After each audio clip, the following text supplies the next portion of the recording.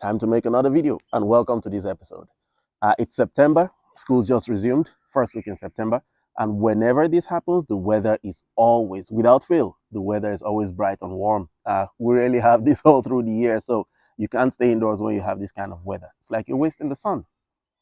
So the reason I made this video today is just to, I was actually, this is for those who are investing, actively investing or looking into investing into things like stocks or real estate properties or businesses, but mainly for passive income investors, not people who are looking to build a business and actively work in the business. Anything you can lay your hands on or that you can buy or invest in that is helping you get closer towards passive income. That's what this video is for. And in my research, an interesting thing is I I came across ways where different people or different groups of people decide on what their milestones are. So if you're an investor, maybe this might help you out. If you're a budding investor in marking your own milestones as well. And there are different criteria that these people use or that different people use. And I just felt like sharing some of that with you and with my future self today. So let's get into it without wasting too much time. The most interesting one is the first one I'm actually going to say. You know, the way most people make videos and they talk about, say, they leave the best for the last. I'm actually going to start with what I perceive to be the best in this video. So the first one is where to retire. You see, different countries have different costs of living for specific standards. So if you want to be lower class, middle class, upper middle class, and proper upper class or 1% or whatever, there are different thresholds. So if you're living in, say, you're living in Mozambique or you're living in uh, Zimbabwe, the standard of the cost of living as far as exchanging the dollar or the euros in those places will go a lot longer than if you were living in, say, Dublin or California or Australia or one of those places. Basically, this is how that works out. People are investing and making passive income. Now, the amount they're making in passive income can afford them, they're seeing if it can afford them to retire in certain places. So, say you want to retire as upper middle class in Afghanistan. I don't know, but say Afghanistan, or let's say some of the cheaper places that I saw that you can retire for about 1,000 a month. They mentioned places like Ecuador, Argentina, uh, even Mexico, and you know, in Malaysia as well. It's not Singapore. I think it's Malaysia. Yeah, Malaysia, and some of those other countries. And they were saying you could retire comfortably with $1,000. Now, obviously, you can't retire for $1,000 in in some other countries, but so you could be looking into, say, when I get to $1,000, now I know I can retire in one of these countries. So the next milestone will be maybe I could retire. Look, you don't even say some of the African countries. I'm from Nigeria. The cost of living, you don't need 1,000 a month. If you have 1,000 a month, $1,000 is about, you're talking close to ₦1 million now. That's a lot. Okay, that's a lot a month in Nigeria. That's a good chunk. So those, you can look into places like that and see if, okay, now I can retire in this country, and then look at the next country that, okay, now I want to retire.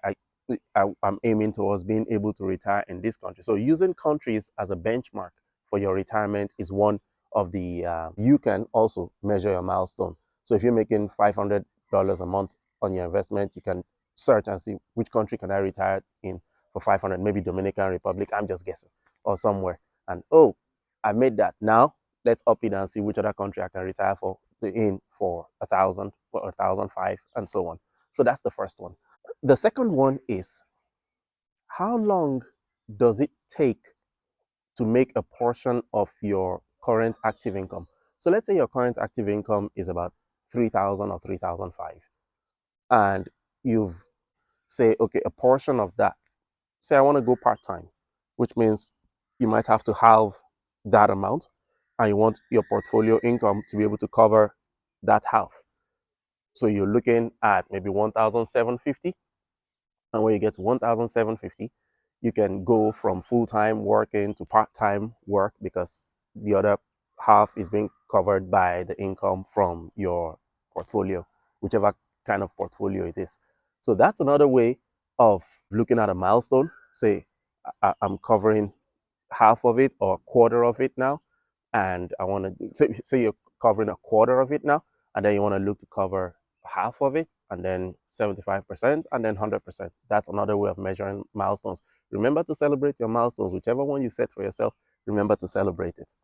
The third one is looking at your bills. So you make an expenses on your spreadsheet or piece of paper or whatever it is you want to make it on, and you look at which of my bills can I cross off using income from my portfolio. It gives you a kind of mental boost to say, I'm at this stage now. So you put your bills down. Maybe your cheapest bill will be maybe your phone bill. Say your phone bill is 30 or 70 bucks a month. You look at your portfolio like, okay, now I can clear that off from my, so you can make a checklist and then you just keep canceling it. You can go from the highest bill to the lowest. There's no particular way to go about this. I'm just saying, usually maybe if you go from the smallest bill, the moral boost you get from that, you get there sooner than if you try to cover your highest bill, which for most people would be accommodation first. So if you go with your lowest one and say, now my phone bill is off, check that off. And what's the next highest one? Maybe transportation, maybe fuel for the car or something a month, check that off. And you keep going up that way until you get to the highest. The fourth one is looking at the specific amount you have in your portfolio. So it's like my portfolio is, I have a $300,000 portfolio. I want to get to, my next milestone will be $500,000 portfolio, half a million, and then maybe $750,000 portfolio, and then $1 million portfolio. You can use portfolio size as well, which I tend to believe that's what most people do. Portfolio size to determine what your milestones are. That's another way of looking at it. And I think the last one, which will be the fifth one, is comparing a percentage of your income from your portfolio to your active income. So percentage of passive income to active income or ratio. So let's say my first milestone is when I'm making 25% of my active income in my passive income. And then the next one is maybe next milestone is when I'm making 50% of my passive income, active income in passive income, and like that. So now that could take a while because to celebrate 25% and then to celebrate 50%, those could take a few years to get there. So depending on whichever one you find, whichever one tickles your fancy, so to speak, you can go with it. I personally use the retirement one. That's the one I gravitate towards. So right now, I know which country I can retire in. I'm not going to tell you which one. That's none of your business. But I know which country I can retire in if I decide to retire today. But it's not where it's not my destination. Still a bit far from my destination. But it's kind of a booster to know that, look, worst case scenario, you can go to this country and live without having to work forever. Obviously, you're not gonna just not do anything. And most people think when you retire, it means you're not doing anything. No, it means you now have time for some other kind of income generating activities that you know makes you feel fulfilled in life, and more time for charity and other things like that. All those more time for friends and family, let's be honest, it's not going to happen because look, most people, unless you're going to form new friends who are on the same path as you, most people when they retire, because I retired partially before and it was pretty boring. Everybody's at work.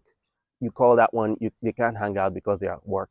um so for friends, you're about the only one on that journey most of the time. Okay, most of the time it's going to be. Look, that's just what this video is about without extending it, and I hope you had a good time and I hope you picked up one or two things. See you in the next video.